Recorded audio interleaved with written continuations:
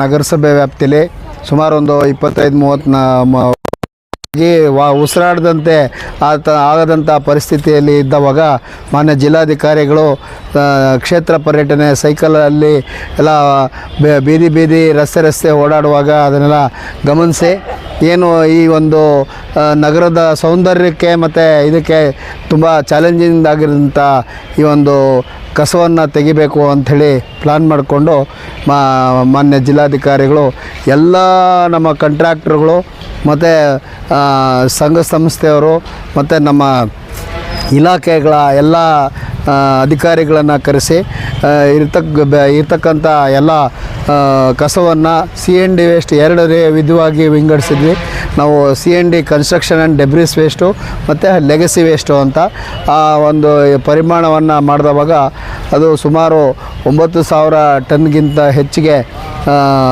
ಕಂಡು ಬಂತು.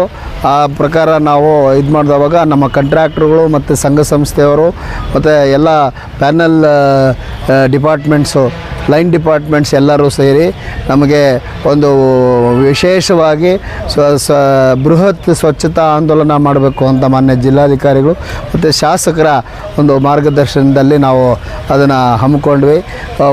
ಮೊದಲ ದಿನ ಸುಮಾರು ಒಂದು 600 ಜನ ನಮ್ಮ ಪೌರ ಕಾರ್ಮಿಕರು ಸಂಘ ಸಂಸ್ಥೆಯವರು ಎಲ್ಲರ ಜೊತೆಗೆ ಸುಮಾರು ಒಂದು 90 ಟಿಪ್ಪರು ಒಂದು 20 JCBಗಳ ಸಹಿತ ನಾವು ಇರ್ತಕ್ಕಂಥ ಎಲ್ಲೆಲ್ಲಿ ಹಳೆಯ ಕಸ ಇತ್ತು ಅದನ್ನೆಲ್ಲ ನಾವು ಹಸಿ ಕಸ ಏನು ಲೆಗಸಿ ವೇಸ್ಟ್ ಆಗಿತ್ತು ಅದನ್ನೆಲ್ಲ ನಮ್ಮ ಲ್ಯಾಂಡ್ಫಿಲ್ ಸೈಟಲ್ಲಿ ವೈಜ್ಞಾನಿಕವಾಗಿ ಮಾಡಲಿಕ್ಕೆ ಅದನ್ನು ತೆಗೆದ್ವಿ.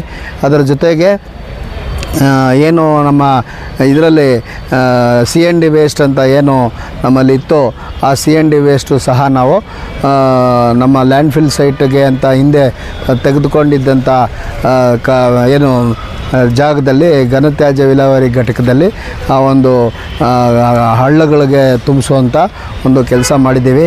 ಸುಮಾರು 3 ಹಂತದಲ್ಲಿ ಮಾಡಿದಂಥ ಈ ಬೃಹತ್ ಸ್ವಚ್ಛತಾ ಆಂದೋಲನದಲ್ಲಿ ನಾವು 342 ಟಿಪ್ಪರ್ಗಳಷ್ಟು, ಅಂದರೆ ಒಂದು ಟಿಪ್ಪರ್ಗೆ 25 ಟನ್ನು ಕಸ ಇರುತ್ತೆ. 342 ಟಿಪ್ಪರ್ಗಳಷ್ಟು 3 ಹಂತದಲ್ಲೂ ನಾವು ಆ ಒಂದು ಕಸವನ್ನು ನಮ್ಮ ನಗರದಲ್ಲಿ ಅಲ್ಲಲ್ಲಿ ಅಕ್ಯುಮುಲೇಟ್ ಆದಂಥ ಕಸವನ್ನು ತೆಗೆದು ಏನು ಸ್ವಲ್ಪ ಉಸಿರಾಡಲಿಕ್ಕಾಗಂಥ ಒಂದು ಪರಿಸ್ಥಿತಿ ನಿರ್ಮಾಣ ಆಗಿದೆ.